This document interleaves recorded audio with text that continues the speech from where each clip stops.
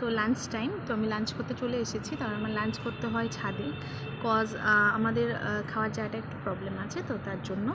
আর আজকে আমি লাঞ্চে এনেছি দই চিড়ে, তো ভাবলাম এই ব্লগটা একটু ছোট্ট করে দিই তোমাদের। তার মধ্যে চিড়ে এনেছি,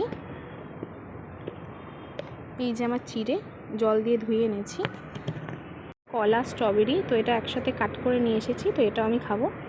এটা হচ্ছে টক দই, তো এটা বাড়িতে পাতা না, এটা কেনা টক দই। তো এটা আমি ভালো করে চিনি দিয়ে নিয়ে এসেছি যাতে মিষ্টি মিষ্টি হয়ে যায়। তো এইটা হচ্ছে আমার আজ এখন লাঞ্চ। একটু কলা নিয়ে খাই, চলো এটা খেয়ে দেখি।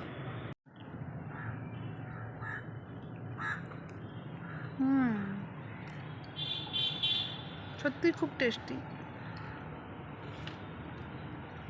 আমার এই গরমকালে এই দই চিড়ে আর কলা প্রচণ্ড ভালো লাগে, ছোটো থেকে আমি খুব ভালোবাসি।